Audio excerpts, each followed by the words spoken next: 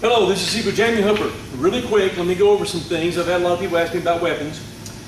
First of all, find a qualified instructor who has mastered weapons to teach you. If they're not qualified, they have not mastered the weapons that you want to learn, then don't learn from them. You'll only find that you'll get yourself hurt. I seen not long ago a karate teacher making up a form to teach one of his students the hook swords, or the tiger hook swords, which are a very specialized weapon. They're almost an entire blade. And he was just swinging around doing stuff that he found somewhere, probably on a video, watching some kung fu guy doing them. And he thought just by copying the moves he can understand. Listen, let me tell you something. A lot of people, even some kung fu artists, don't know how to do the hook swords. So you got to make sure that you have a legitimate instructor that understands the hook swords and the proper way to handle them.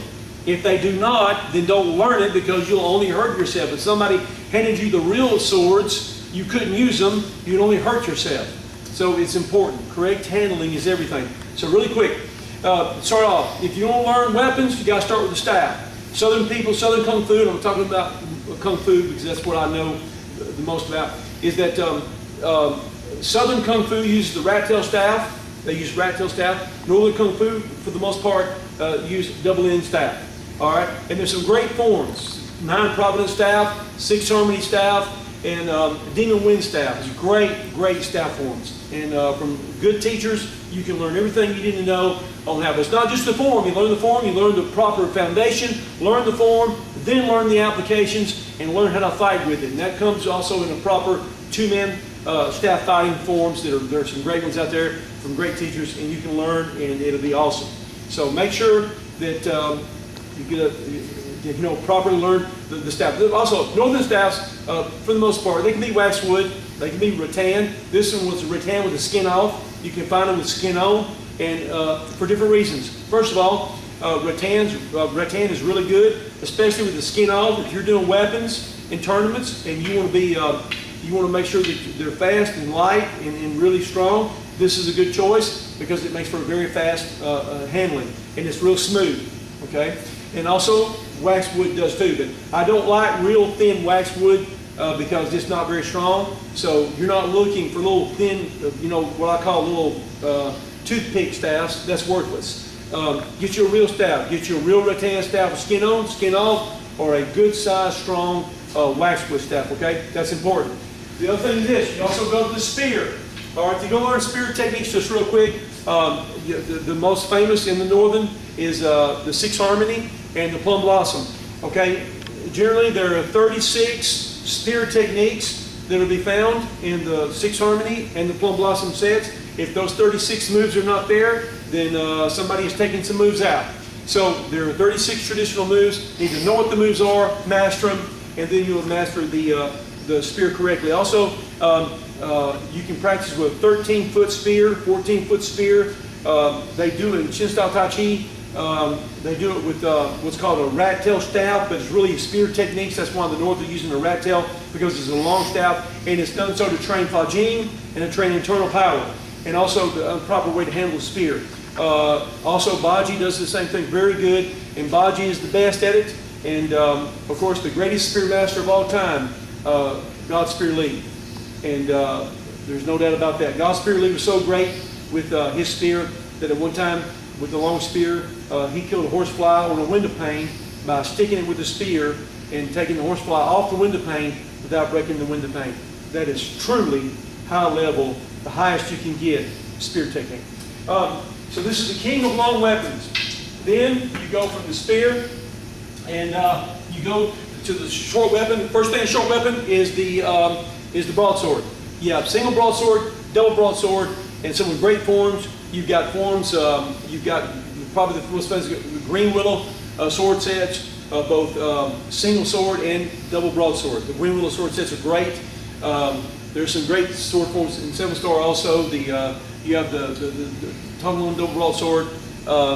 You've got single.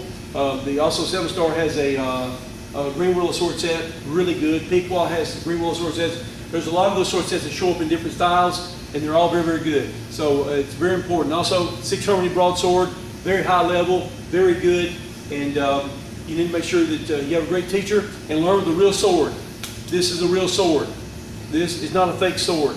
So this is very sharp. It's important to learn how to handle a real sword by starting out with a wood sword, then maybe a dull sword, and then eventually a real sword. But do it the right way under a right teacher. That's vitally important. Okay? Also, you go down to the greatest, I believe, of all weapons. Of course, when you learn the long weapon, start with staff and the spear, then it goes from there. You learn the kwando, double two-section staff, three-section staff. You learn the different things, snake spears and different things that you can do. Then you go into long weapon, of course, the monk's spade and the different things.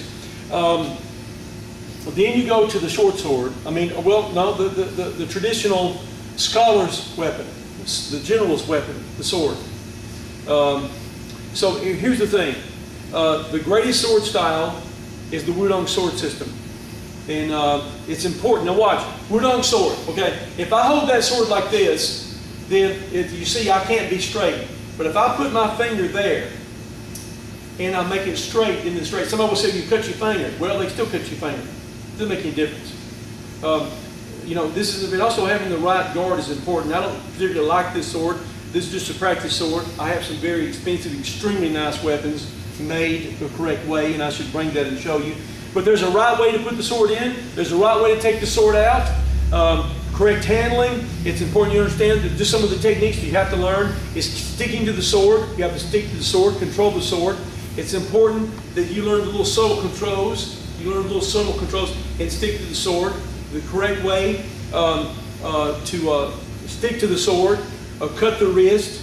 Now, I've seen some guy just walking around doing this. He's just walking around doing this. He's doing this, just walking around. Okay, that's just one technique in Wudong sword. That's not the whole style. They don't walk around and just do this the whole time. That's just one technique within the whole realm of Wudong sword. Here's the thing. You learn to stick to the sword. You learn to cut the wrist. And then you learn to be powerful and thrust and go through the armor. And it's all there for a reason. Okay? And some people think handling sword is just doing this, just doing these figure eights and all that stuff. Listen, that's just one technique in the whole arsenal of Wudong sword. You don't want to run and do this the whole time. And of course, it's not like the movies, just doing this stuff and you're trying to whack somebody. Listen, that's not sword fighting. Real sword fighting is that the defense is an offense. The offense is a defense. It's attack, attack, attack, control, cut, pierce, kill, and that's the whole point. But you have to learn to master the sword. It takes a lifetime. You become one with the sword becomes you, you become the sword, and you're inseparable. And the more you master the sword, the more you'll master yourself, and the more respect and honor you'll have. Because without respect and honor, you cannot be a great swordsman. So work hard, and don't give up, don't quit, don't back up, don't bow down, don't waver, don't throw in the towel, don't lift up the white flag of surrender. You have honor, you press on, and don't you quit. Until next time, SiFu Jamie Hooper.